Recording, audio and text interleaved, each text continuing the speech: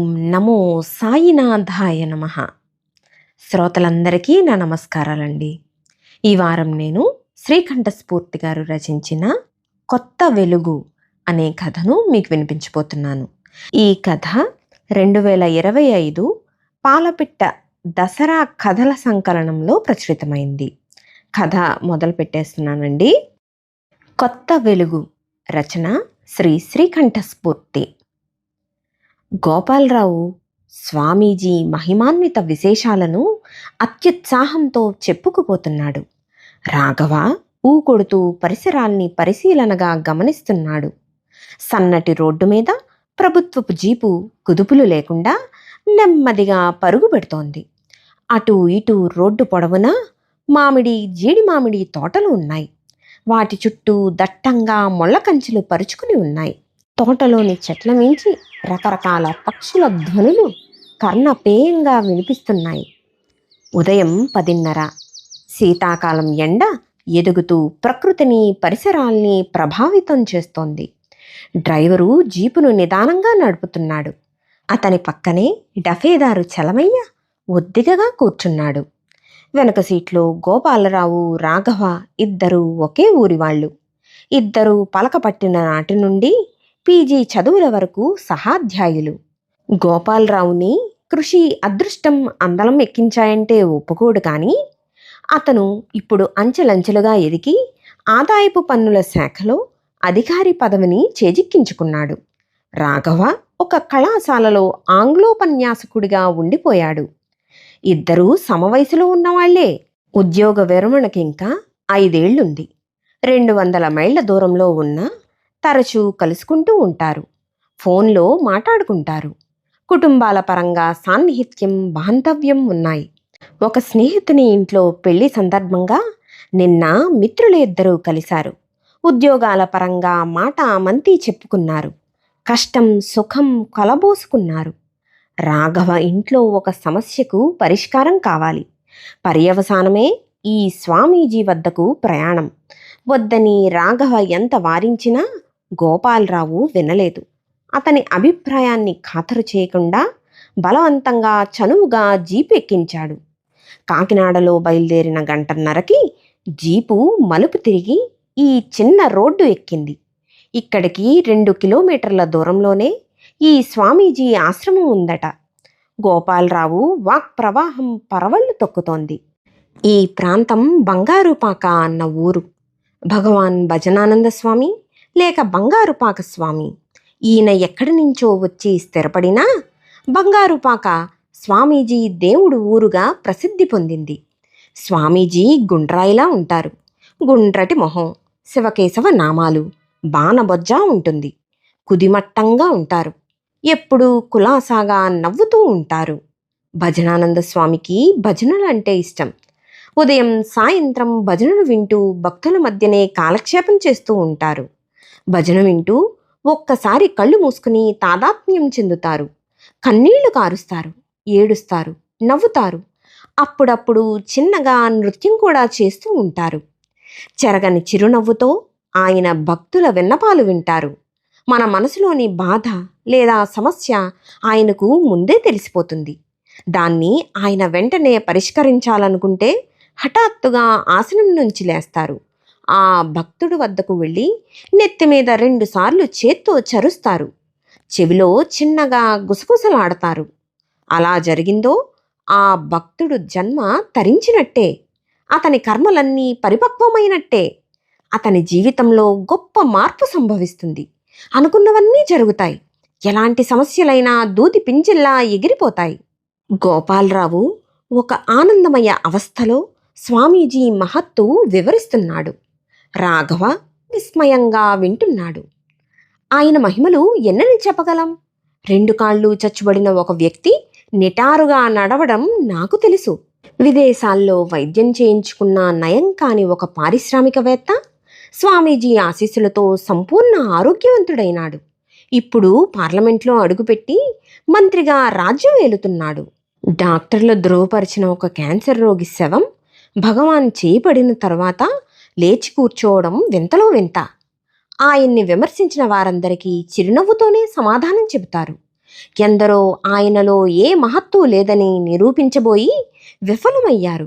ఆ ప్రయత్నాల వల్ల స్వామి పేరు మరింత పెరిగిందే తప్ప తరగలేదు. ఈయన వల్ల ఈ జిల్లాకే గొప్ప పేరు వచ్చింది.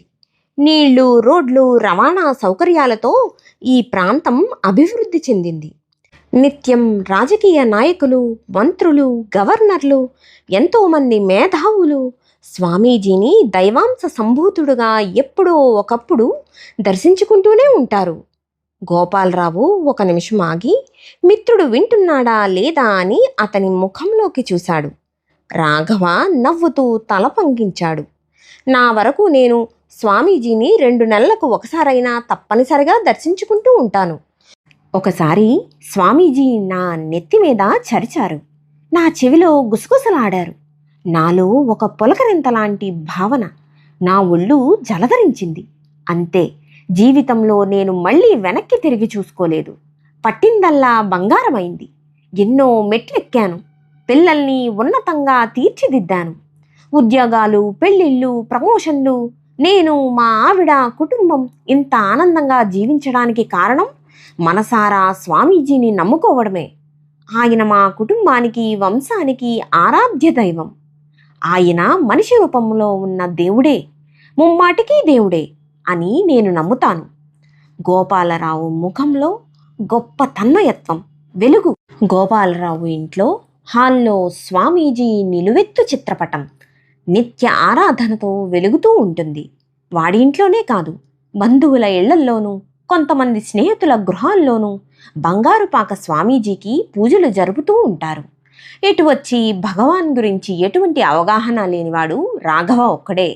స్వామీజీ గురించి ఇన్ని మాటలు నిర్దిష్టంగా చెప్పుతున్నది ఎవరో సాదాసీదా మనిషి కాదు, ఒక ప్రభుత్వ ఉద్యోగి, సంఘంలో పేరు ప్రఖ్యాతలు, హోదా, దర్పం ఉన్నవాడు. అంతకు మించి తనకు ఆత్మీయ మిత్రుడు. రాఘవలో ఇంతకు ముందు లేని ఒక ఆలోచన, అవగాహన. జీపు ఆశ్రమం గేటు ముందు ఆగింది. పెద్ద గేటు, చుట్టూ వలయాకారంలో ప్రహారీ గోడ. ఆశ్రమం గేటుకు అటు ఇటు వివిధ రకాల వాహనాలు నిండుగా ఉన్నాయి. డ్రైవరు జీపును ఒక చోటును చూసుకుని నిలబెట్టాడు. జీపు దిగి గేటులోంచి ఆశ్రమ ఆవరణలోకి అడుగుపెట్టాడు. గోపాలరావు ముందుకు దారి తీశాడు.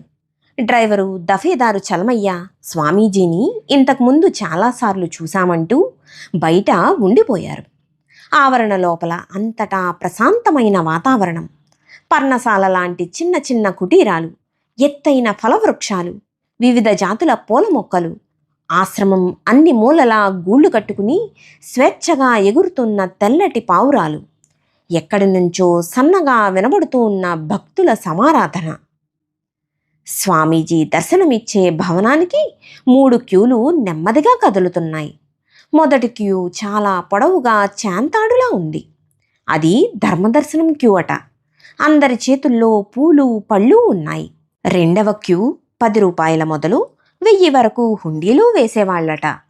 మూడవ క్యూ 1000 మొదలు 10,000, ఆ పైన ఎంతైనా సమర్పించుకునే విశిష్ట భక్తుల కోసమట. మూడవ క్యూ చాలా చిన్నదిగా ఉంది.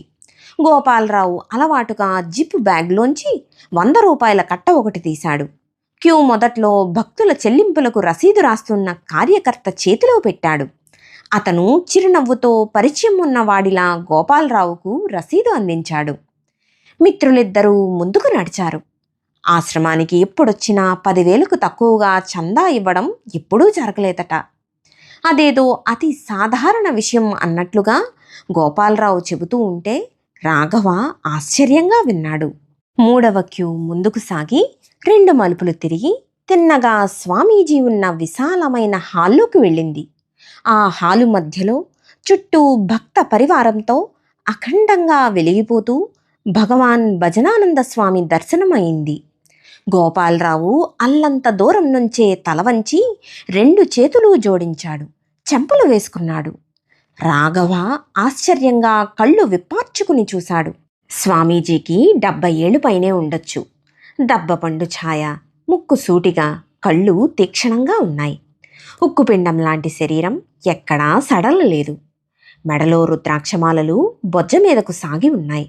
భుజం మీద జరీ అంచు ధవళవర్ణపు శాలువ, పెరిగిన భవిరిగడ్డం, పొడవుగా ఉన్న హాల్ మధ్య చదరంగా పరుచుకున్న ముక్మల్ తివాచీ మీద సుఖాసీనులై కూర్చున్నారు. అర్ధనిమీలిత నేత్రాలతో తన ముందు మోకరిల్లిన భక్త జనాలకి అభయ హస్తంతో ఆశీస్సులు అందిస్తున్నారు. ఒకవైపు హాలు మధ్య భజన మాత్రం క్రమశిక్షణగా కొనసాగుతోంది. అన్ని వైపులా కాషాయ దుస్తుల్లో సుశిక్షితులైన సైనికులు మాదిరి ఆశ్రమ కార్యకర్తలు సంచరిస్తున్నారు. గోపాలరావు, రాఘవ స్వామీజీకి కాస్త దూరంలో చోటు చూసుకుని కూర్చున్నారు. ఒరే రాఘవ, స్వామీజీని ప్రత్యక్షంగా చూస్తున్నావు కాబట్టి నీ మనసులోని సమస్య ఏమిటో నివేదించుకో. ఆయనకు నీ సమస్య వినపడుతుంది. గోపాలరావు సూచనగా అన్నాడు. రాఘవ ద్వైదీ భావంతో భార్య అనారోగ్యాన్ని మనసులో మననం చేసుకున్నాడు. భార్య సుమిత్ర 2 ఏళ్ల క్రితం మొక్కలకు నీళ్లు పోస్తూ పోర్టికో పెట్టగోడమేంచి కాలు జారి కింద మెట్ల మీద పడిపోయింది. అప్పటి నుంచి ఆవిడ పైకి లేవలేకపోయింది. డాక్టర్లు వెన్నుముక్కకు గట్టి దెబ్బ తగిలింది అన్నారు. నడుము వద్ద పట్టు కోల్పోయిందన్నారు. ఆపరేషన్ జరిగింది, కానీ నడవడం కష్టం అని తేల్చి చెప్పారు. ఎన్నో చికిత్సలు జరిగాయి, ఫలితం శూన్యం. ఆయుర్వేదం, హోమియో, యునాని, ఆక్యుపంచర్ లాంటి వైద్యాలన్నీ ప్రయత్నించినా ఆవిడ జీవితం మంచానికే పరిమితమైపోయింది. ఒక పని మనిషి ఆమెను అంటిపెట్టుకుని ఉంటుంది. రాఘవకు భార్య గురించి అంతులేని బెంగ, బాధ, నిస్సహాయత. అతను చివరకు నైరాస్యంలో విరక్తిగా ఉండిపోయాడు. ఈ స్వామీజీ దయవల్ల తన భార్యకు నయమవుతుందా? మళ్ళీ మామూలుగా నడవగలుగుతుందా? అలా జరిగితే ఎంత అదృష్టం, ఎంత ఆనందం! రాఘవ శిరస్సు వంచి కళ్ళు మూసుకున్నాడు. విశిష్ట భక్తులు ఒక్కరొక్కరే వెళ్ళి వినమ్రంగా భగవాన్ బంగారుపాక స్వామి ముందు మోకరిల్లి పాదాభివందనం చేస్తున్నారు.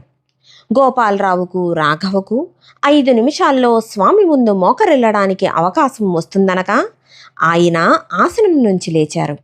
భక్తుల మధ్య ఇనుప కమ్మీల వారగా ఎర్రటి తివాచీ పరిచిన దారిలో అడుగులో అడుగు వేస్తూ నడుస్తున్నారు. భక్తుల్లో వింత చైతన్యం, వెల్లువలాంటి వెలుగులాంటి ఆనందం. ఓం భగవాన్ భజనానంద స్వామియే నమః, బంగారుపాక స్వామియే నమః. నిశ్శబ్ద స్వరంలో అందరి పెదవులు కదులుతున్నాయి. స్వామి నడుస్తూ అభయ హస్తాన్ని ప్రదర్శిస్తూ ఒక మలుపు తిరిగి ఒక మూలగా కూర్చున్న మహిళా భక్తురాలి నెత్తిమీద చేత్తో 2 సార్లు చరిచారు. ఆ భక్తురాలు వెంటనే కళ్ళు తెరిచి, స్వామి నన్ను కరుణించారా, ధన్యురాల్ని స్వామి అంటూ నిలువున చెలించిపోయి ఆయన పాదాల మీద పడిపోయింది. చుట్టూ ఉన్న వందలాది భక్తులు అయ్యో ఈ అదృష్టం తమకు దక్కలేదు అన్న నిరాశతో ఆ స్వామీజీని చూస్తూ ఉండిపోయారు. ఆ దృశ్యాన్ని చూపిస్తూ గోపాలరావు మిత్రుడు రాఘవ భుజం మీద అర్థవంతంగా చేయి వేశాడు. చూశావా, భగవాన్ అనుగ్రహం ఎవరి మీద ఎప్పుడు వర్షిస్తుందో చెప్పలేం. వాళ్ళు నిజంగా పుణ్యాత్ములు, వాళ్లకు అన్నీ శుభాలే జరుగుతాయి. రాఘవకి మిత్రుడి మాటలు ఆశావహంగా అనిపించాయి. స్వామీజీ అనుగ్రహం తన మీద కూడా కలుగుతుందా? భార్య అనారోగ్యం నుంచి విముక్తురాలవుతుందా?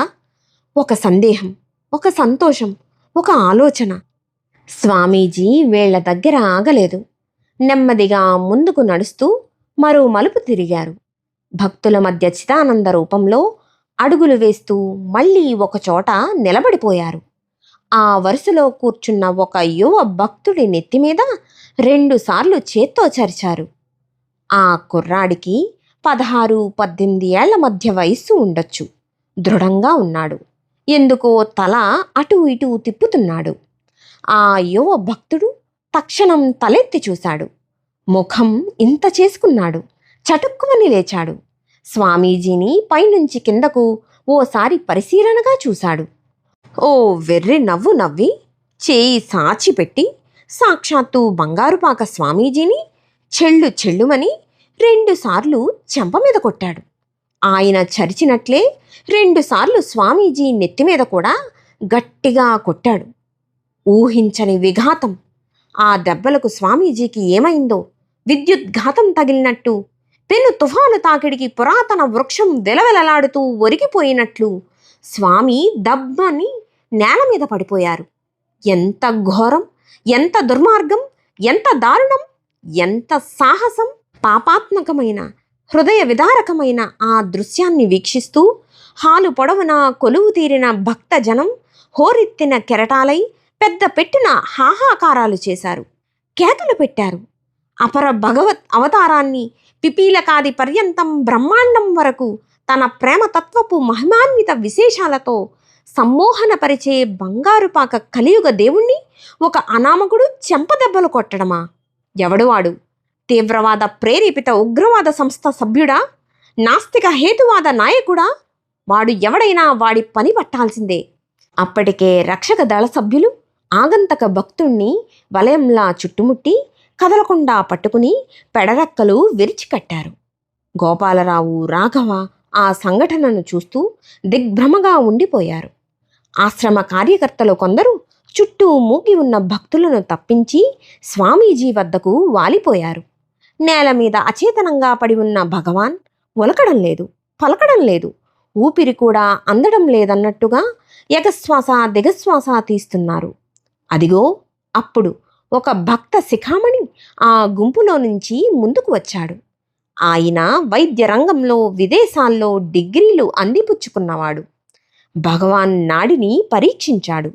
ఛాతీ మీద ఎడమవైపు బాగా రుద్దాడు. కృత్రిమ శ్వాస అందించే ప్రయత్నం చేశాడు. మరుక్షణం పెదవి విరిచాడు. పరిస్థితి ప్రమాదకరం అన్నాడు. స్వామీజీకి హృదయ స్పందన లేదు, అత్యవసర చికిత్స అవసరమని కూడా చెప్పాడు. వెంటనే వైద్య వాహనాన్ని రప్పించమన్నాడు. 5 నిమిషాల్లో వైద్య వాహనం గోల చేస్తూ వచ్చింది. భగవాన్ బంగారుపాక స్వామీజీని గురు శిష్యులు మోసుకుపోయి వాహనంలో ఎక్కించారు.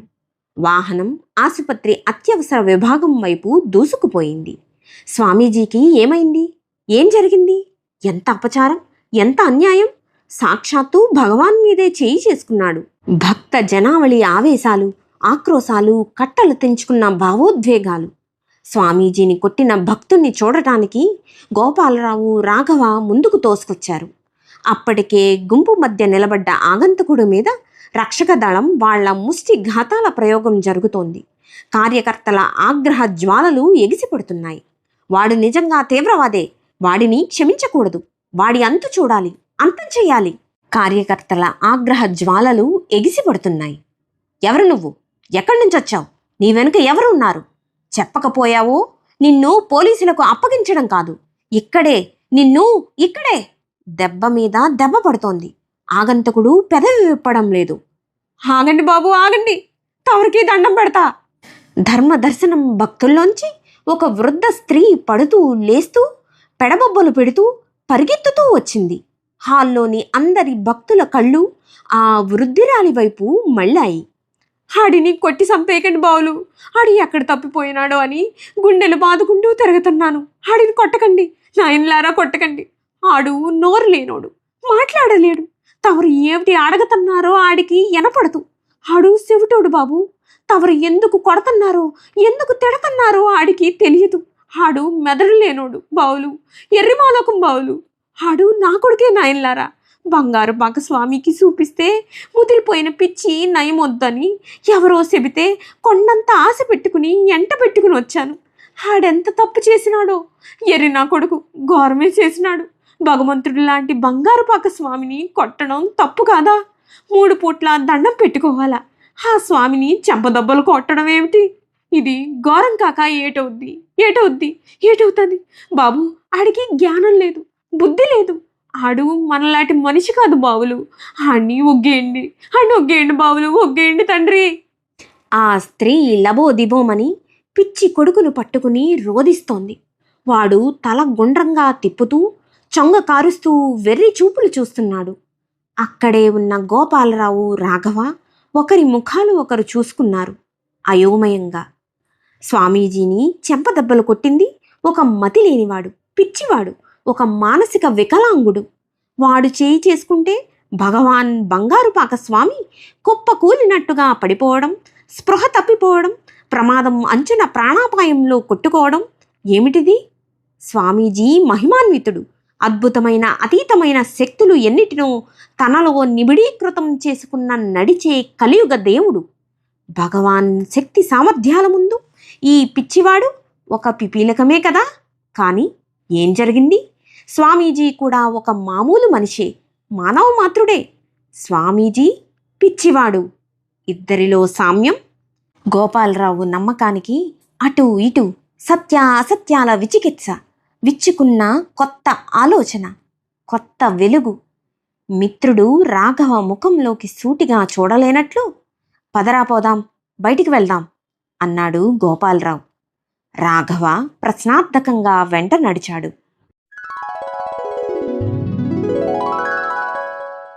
కొత్త వెలుగు కథ సమాప్తమండి. కవితమ్మ వినిపించిన ఈ కథ మీకు నచ్చినట్లయితే తప్పకుండా లైక్ చేసి మీ ఫ్రెండ్స్కి, రిలేటివ్స్కి షేర్ చేయండి.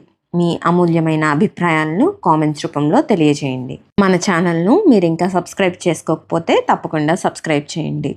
ఉంటానండి. నమస్కారం.